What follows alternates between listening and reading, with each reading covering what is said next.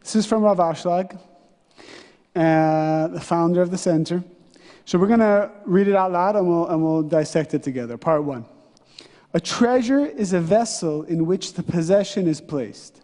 Grain, for example, is placed in the barn, and precious things are placed in a more heavily guarded place. Thus, every received thing is called by its correlation to the light, and the vessel must be able to receive the thing. It is as we learned that there is no light without a vessel, and this applies even in the physical world. So what is Rav Ashlag saying here? It's a little abstract, but Rav Ashlag is saying that in this world, the light wants to be revealed all the time. All the time. All the time. So when I want something, why do I want something? Where did this desire for something come from? It came from the light wanting to give it to me. You cannot have a desire, because what came first, the light or the vessel? All right, what came first, pleasure or the desire for pleasure? See, everybody always says, yeah, of course the light came first. But when I ask you, what came first, the pleasure or the desire, we all say, oh, the desire. Because in this world, we think you need to want something, and once you want it, you can get it. But in the spiritual worlds, it actually doesn't work that way. When I want something, it's because the pleasure of that thing is there saying, hey, come after me. So whenever I want happiness, peace of mind, love, achievement, it's because that success, that thing is waiting for you, telling you, when are you going to come and get me? Now, if it were only that simple that I have a desire for that and I go and grab it, but because of the laws of bread of shame, or the laws in part 2 we're learning of tzimtzum. Tzimtzum is basically the explosion that happened when the vessel received light that it didn't earn. Tzimtzum means the light was rejected from the vessel. Because of these laws of bread of shame, I can't just take something because I want it. So for example, let's say I'm at a furniture shop and I see this chair. And I say, wow, I really want that chair. Why do I want that chair? It's because that chair, which is the light, has energy, is telling me, buy me. You understand? The chair is telling me to buy it. Now, if I just walk over and I say, wow, I want this chair, and I buy the chair, what just happened? Am I playing by the laws of the universe? I didn't earn the chair, right? Oh, what if I pay for the chair? I didn't earn it? If I pay for it? No. Spiritually, no. Physically, maybe yes. Maybe the store owner will give you the chair. But spiritually, the only way you earn something is by letting something go. That's the only way you earn anything. Because as soon as I take this chair, or I buy a dress, or I buy a suit, or I buy something, how many times have you bought something and you're so excited about it, and then a day later, you don't want it at all? It doesn't have energy anymore, right? If it doesn't have energy, it means that it wasn't yours to begin with. It was never yours to begin with. And how will I have known if it was mine or it wasn't mine? The only way is by restricting. So I see the chair, I say, you know what? Oh, I really want that chair. Well, why do you want that chair? Everyone who walks into the store wants this chair. Why? Because the chair is telling everybody in the store, come get me. But the chair only belongs to one person. There's 30 people who walk in, but the chair belongs to one of these 30 people. You follow? But all these 30 people want it. A girl walks in, 30 guys look at her and go, wow, she's very attractive, I want to be with her. All 30 guys want it. She belongs to one of them. So how would those men find out if she belongs to them? What will every man think? Well, I'm going to pursue. If every one of those men studies Kabbalah and says, wow, I feel the energy, you know what? I'm going to let go. I'm going to completely just walk the other way.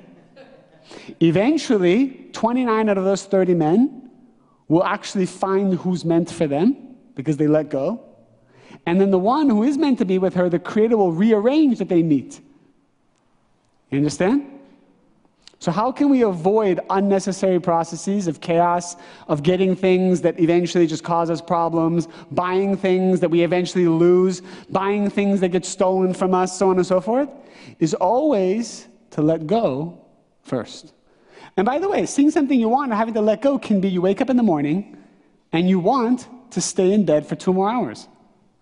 And you have to let go of that. And by letting go of that, you earn the light of the day. And I mean, we've seen people be successful by just working really hard, but what are they doing without realizing it? Don't they want to stay in bed? Don't they want to go squander their money? Don't they want to go on vacation? Don't they want to just take it easy? What do they do basically every minute of the day? Restrict. Oh, I really want to spend my restrict. Oh, I really want to live a lavish lifestyle. Oh, I'm starting a business. Restrict, restrict. They're always letting go, and that's what builds success. When does a person stop being successful?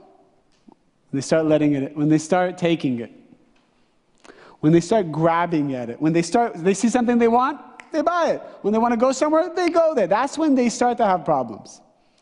As long as we're always letting go, we're always going to be successful. And the thing is, you might be asking yourself, well, when do I get to receive? But look at the people who are always letting go. Do they not receive? Of course they receive. And we're going to learn how that actually does happen in a moment. Let's continue. So he's saying here that in order to receive the light, you have to have the vessel for the light. If you grab at something before you have the vessel for it, you're going to lose it. So here's the light. The light always shines. Here's you. You take in that light.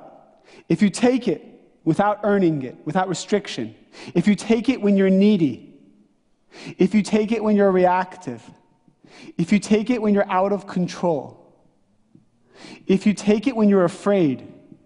Do we ever buy things from fear, from neediness? Do we ever do that? Do we ever buy things? Do we ever do things? Do we ever say things from neediness, reactivity, out of control?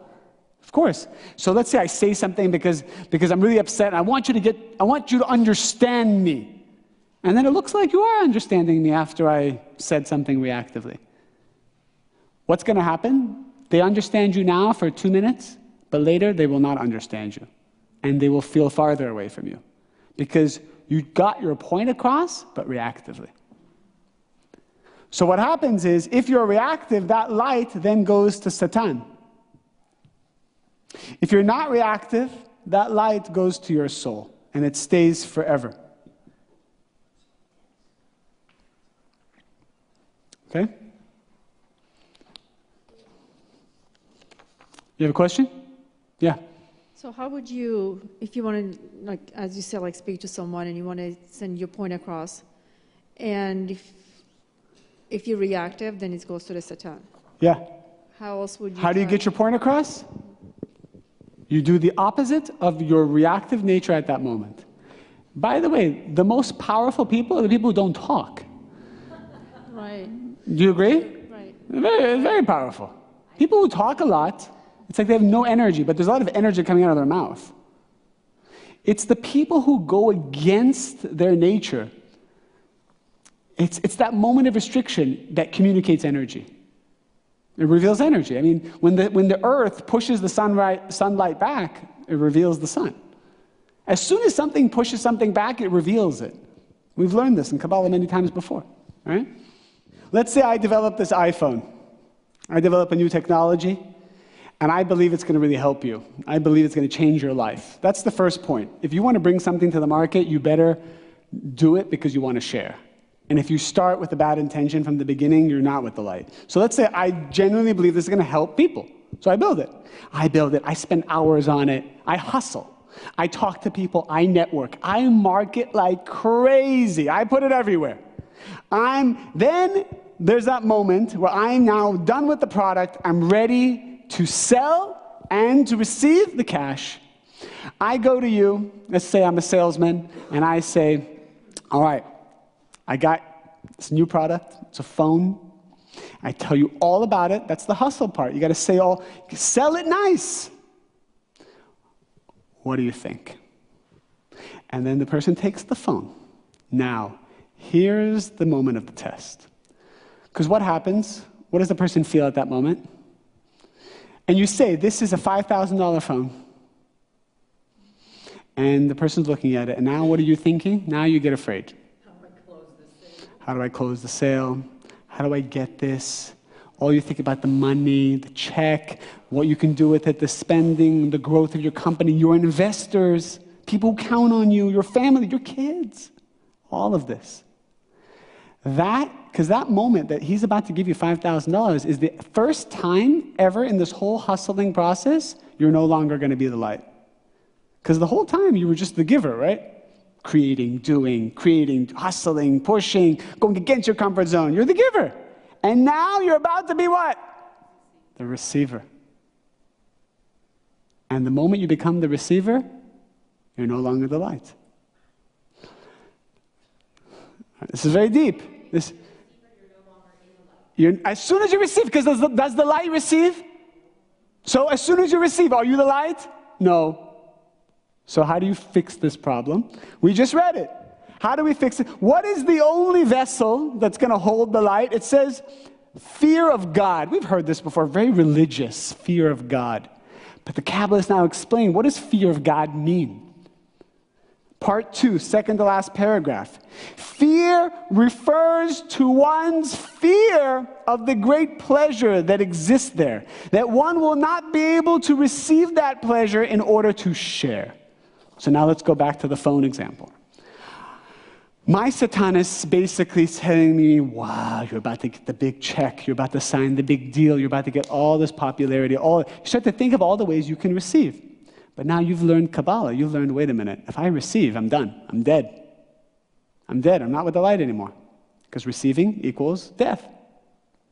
So you think to yourself, I don't want to receive. Now, in your mind, you have to say, as he's looking at the phone, and he's thinking, am I going to pay you? Am I going to buy this? You have to think, I don't want this money. Because if I receive the money, what's going to happen? I'm going to die. I'm going to be cut off from the light. All right, this is just in your head. You're still smiling. You're still looking at him. But while a million other people in your situation would be doing this, oh, please buy it. Please buy it. I need this money. Please, please, please. They're all acting like the vessel, needy. You're basically saying, I'm the light. I don't want any of this money. And then all of a sudden, he pulls out his credit card. And he says, I'll take 500 of these. I'll take 500 of these at $5,000 each. What is that? What's 500 times 5,000? What is that? Is that 2.5? What is that? 2.5 million? I'll take $2.5 million worth. And you're thinking, in your mind, well, I don't want to receive. But wait a minute. I don't want to receive, but now, am I allowed to tell this guy not to give? Because what would happen if he took $2.5 million worth of merchandise without paying for it? What would happen? He would have what? He would have bread of shame. And who would be the cause of that? I would. So what should I do? What must I do? I have to take that credit card. Now, why am I taking it now? For receiving or for sharing? It's a lovely way to look at things, you're saying, right? I'm not telling you to look at it that way. I'm telling you have to actually do that. You have to play that game with yourself all the time. You have to push it away. When you push something away, you become the light. Then it comes into the right vessel. That's what I'm saying. I'm saying the moment that light comes, again, this is deep Kabbalah. I told you, this is it. This is what we're learning. The light comes, you have to say, nope, thank you. Then the light says, I don't care. This belongs to you. This woman belongs to you. This money belongs to you. This fame belongs to you. You can't push it away. The light says, I'm now going to give it to you. But when it gives it to you the second time, you've already removed the needy, selfish part by the restriction. Because every time you let something go, you also shed your negativity around, your attachment around that. Just try to think every time you actually really let something go, you felt free. You felt you didn't need that anymore when you really let something go. Right? Can you think about that? You really let it go. Like it was a relationship that was toxic. You finally let it go, and you realize you're not so addicted to the person anymore. It was like you can now have a more balanced relationship, because every time you let go, you remove that negative layer called neediness, called reactive behavior, called out of control, called fear, at least a layer of it. Yes. Let's get the mic. Yeah. So it's not enough that when you're about to do the deal or something like that, you're thinking to yourself, I don't need this, I don't have to have this, but if I do receive this, I can actually use it to share more. That's not enough. You have to say, I don't want it at all. Someone asked the Rav that question 30 years ago, 1987. Said, listen, can I just say, I want that check, but I'm going to give it. I'm going to give donations, and I'm going to help the world. The Rav said, look, in the beginning, yeah, that's fine. But that's not what we're talking about here. We're talking becoming like God. We're not talking be selfish for the sake of sharing. We're not saying here, do something, be Robin Hood. Do something that's reactive and negative because you're going to do something good with it later. Yes, is that better than being needy? Sure. But what we're talking about here is transformation. And in our mind, every time we say no, we change something inside of ourselves. So we say no to our comfort zone. We say no to that lack. We change something. A little bit, every time. Every restriction removes another layer of negativity. All right, let's go to part 2. There is a rule that the cow wants to feed more than the calf wants to eat. What is he referring to there? That the light wants to share more than even you want to receive. So don't worry. If you push something away, don't worry. The light wants to give you more than you even want. We're afraid if we give our love, give our time, give our energy, give whatever, that we're going to lose. But we don't understand, when we let go of something, if it's ours, the Creator is going to shove it to you. And if it's not yours, you're going to lose it anyways. But at least this way you let it go proactively as opposed to chaos taking it away from you. This is because His wish, the Creator, is to do good to His creatures, us, and the reason for the simsum, the restriction, the original Big Bang that happened because of Brit Hashem, we must believe is for our own good. And it is for our own good, so we can feel that we are part of the process of earning the light. And the reason must be that we do not have the right vessels where the light can be, where the bounty can be. Like the physical vessels, which must be right for what is placed there. What is he saying? You have expensive wine. You have the most expensive. I went somewhere and the guy's like, listen, I have a bottle of scotch. I said, it's a 50-year-old scotch. He said, 50-year-old scotch? I said, how much did that cost you? He said, it cost me $16,000. He's like, I want you to try it. Now imagine he brings a styrofoam cup. What's going to happen to that? Is it going to taste, is it going to be the same? Is it the same scotch? Is it the same scotch? Let's say I didn't know what that scotch was. And they came and he brought me this, he said, it's scotch in a styrofoam. But it belongs in it like gold. If I take expensive wine and I pour it in a sock, the wine doesn't have value anymore. Meaning that until the vessel is right, what's in it has no value. What's in it has no value. So the light is the light, but the light, you will not feel the light until you become the gold cup. If you're the dirty sock, you'll never feel the light.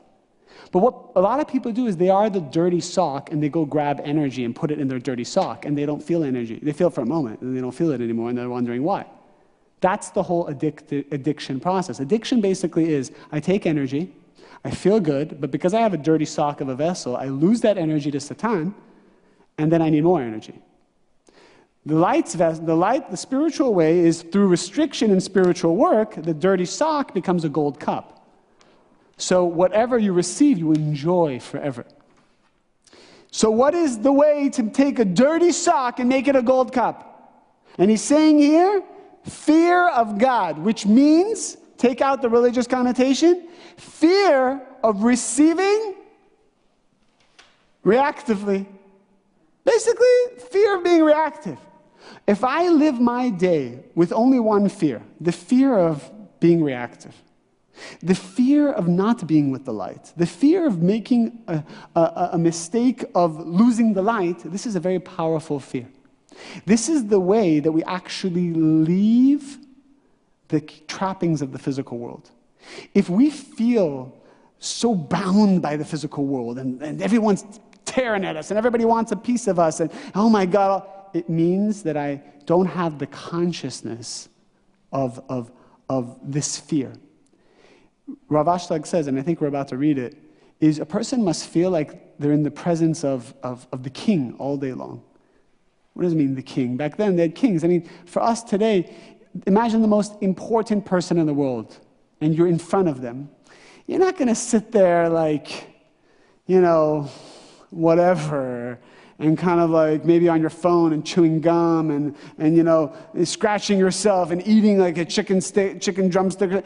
You're going to be like proper.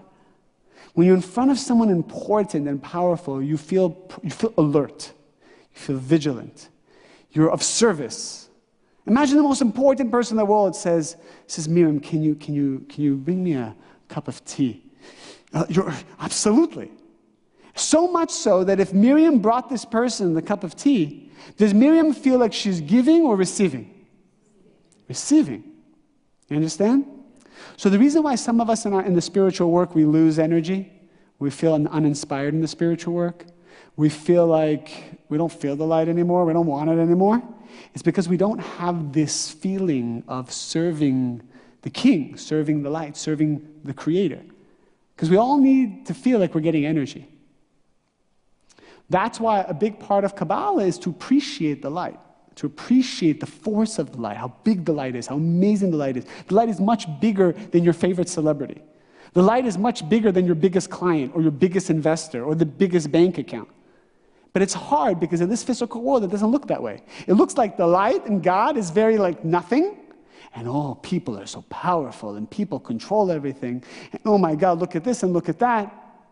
And we get lost in that. But it has to look that way to test us.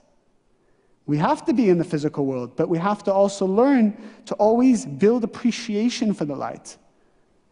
Study builds appreciation. You're going to go home today, you're going to appreciate the light a little bit more.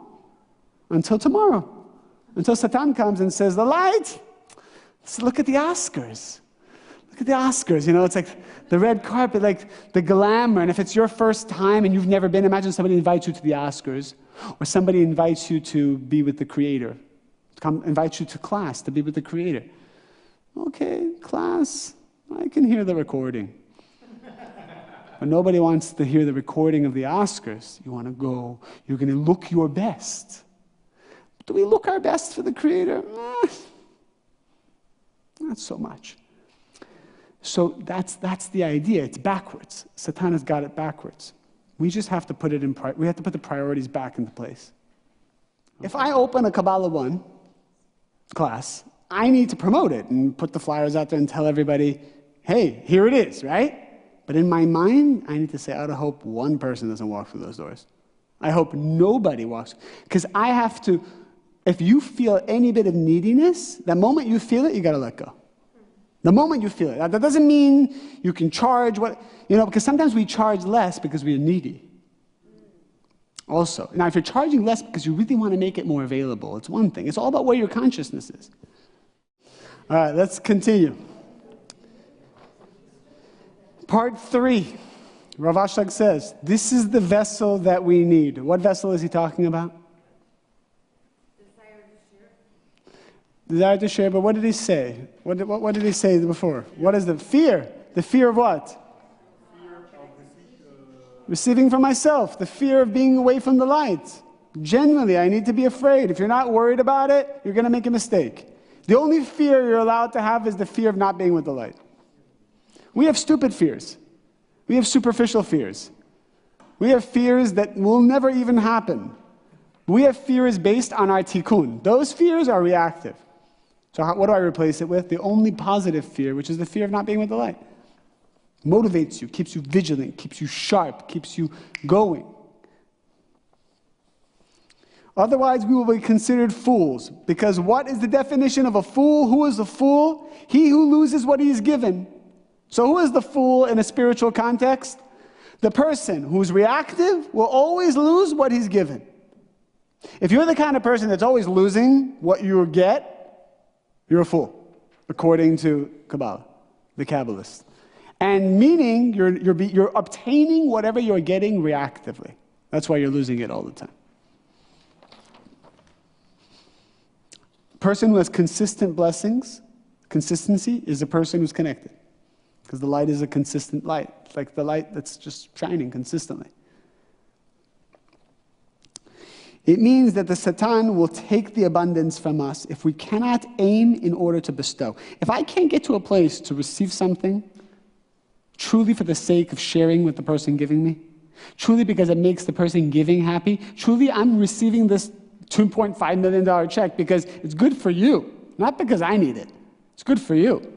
I'm entering this relationship not for me, but because the Creator wants us to be together. I mean, it sounds kind of like egotistical, but it's getting me out of the way. You get me out of the way. And although next paragraph, although the nature of the light is that it keeps itself, meaning that the light leaves before one wants to receive the light into the vessels of reception, what is he saying here? He's saying the minute you try to take energy, the light already knows he's not coming in. The light's gonna leave if you try to take it reactively. He says, even though that is gonna happen, the light's gonna leave, still it's up to you to push it away, not for the light to say it's leaving. You have to leave that relationship before it leaves you, is basically what he's saying. Does that make sense? You have to do your best to push away. And by you pushing away, then the light comes in. But if you don't push away, what does the light do? It leaves. We know that in relationships. Don't we see that? We see that in everything. When we're needy, the other person's gone. When we're letting go, we feel actually closer.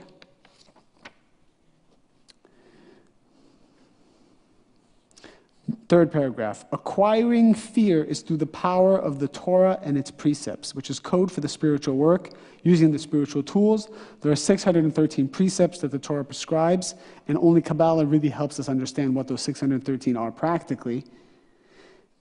It means that when one engages in this spiritual work of Torah and precepts with the intention to be rewarded with bringing, this is deep, with contentment to the Maker, to the Creator, that aim that rests on the acts of the precepts and the study of the Torah brings one to attain it.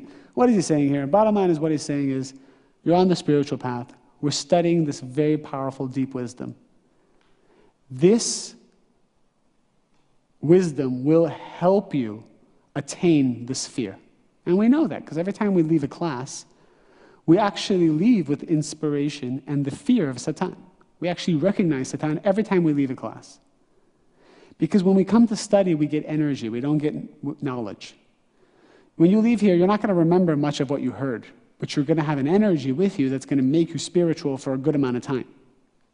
I know I meet people, I'm like, why don't you, they'd say, oh, I used to study Kabbalah 6 years ago. I said, well, why don't you come back? I said, oh, no, I remember restriction. I remember the light, the vessel, the restrictions, the time. Yeah, I remember. Oh, I don't need to hear it again. I said, it's not about hearing it again. It's about you don't have the energy to live that way. You remember Satan, but you also are his slave every moment. You remember the light, but you have no concept of how to connect to it. You remember restriction, but you don't do any restriction. When we come to class and when we study, we get the strength. That's all it is. And the smartest businessmen and the smartest people. I know a businessman. He's very successful, but he tells me, someone asked him once, we went to dinner, he said, what's the secret of your success that you can make hundreds of millions of dollars? And he said, I wake up at 4 in the morning and I study Kabbalah for 3 hours. I study the Zohar for 3 hours, because if I don't, I'm going to be a reactive, selfish hooligan all day long. And he says, and I have been, and I've lost everything, and I'm not going back there again. So I need from 4 to 7 a.m. to study. A few weeks ago, I began studying the precepts in the Zohar. Okay. And there are a lot of them. And one of them jumped off the page at me, which was having children. Having children, yeah. And it's today, at this moment, not in the cards. Yeah.